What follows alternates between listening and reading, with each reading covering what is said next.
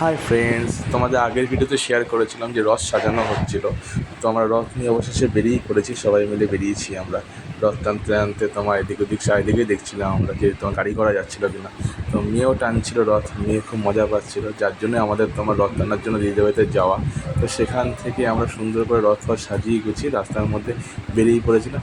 মেয়ের টানতে একটু কষ্ট হচ্ছিলো, রাস্তাটা একটু উঁচু নিচু ছিল, তো যার জন্য একটু প্রবলেম হচ্ছিলো। তো মেয়ের পিছিয়ে যাওয়া ঠিকঠাক করে দিচ্ছিলো, বাম্পার হাম্পার দিচ্ছিলো।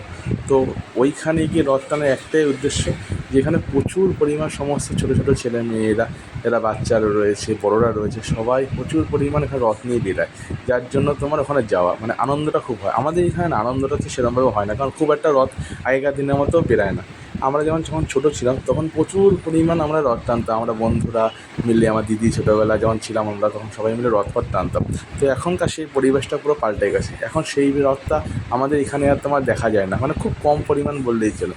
বাট দমদমের ওখানে না খুব পরিমাণ রথ দেখা যায়, যার জন্য ওখানে তোমার একটাই উদ্দেশ্যের জন্য এখানে যাওয়া হয়েছিল, যে এত বাচ্চারা সব রথ নিয়ে যাচ্ছিল, যার জন্য দেখলে খুব আনন্দ ভালো লাগে।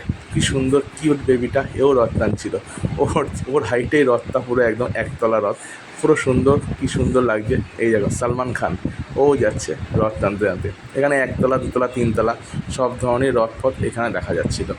তো রথ টানতে টানতে এই জায়গাটায় আমরা প্রতিবার এসে দাঁড়াই একটুখানির জন্য, কারণ এখান থেকে না অনেক এদিক থেকে ওদিক থেকে সব চারিদিক থেকে গলি থেকে সমস্ত রথ এসে এই জায়গাটায় মিল হয়, সবাই এখানটায় এসে দাঁড়ায় একটুখানি। তো অনেক ধরনের রথ দেখা যাচ্ছিলো, খুব সুন্দর করে সাজানো ছিল রথগুলো, মানে এত সুন্দর সাজানো মানে লাগছিল না, খুব সুন্দর, মানে বিভিন্নভাবে রথ সাজানো হয়েছিলো, ফুল দিয়ে, কোনোটা মালা দিয়ে।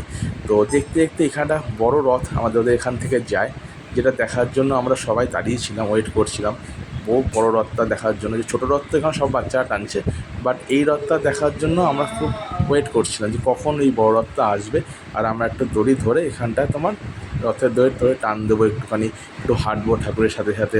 ওখানে তোমার গান বাজছিলো, প্রসাদ বিতরণ হচ্ছিলো, সব কিছুই হচ্ছিলো। তো রথের দড়ি আমিও ধরে নিয়েছিলাম। তো রথের দড়ি ধরার জন্য খুব ভাগ্যের প্রয়োজন হয়, আমি যেটা জানি। সবার ভাগ্যে তোমার ভাগ্যে মেলে না আর কি, যে রথের দড়ি ধরার জন্য। তো সেই দড়িটা আমি ধরতে পেরে নিজেকে খুব ভাগ্যবান মনে করছেন, যে অবশেষে রথের দড়িটা ধরতে পেরেছি। টানতে শুরু করেছিলাম আস্তে আস্তে, কিন্তু এত পরিমাণ ভিড় ছিল না, তো টানতে খুব সমস্যাতে দেরি হচ্ছিলো। তো সব মিলে খুব ভালো লেগেছে দিনটা। টাটা।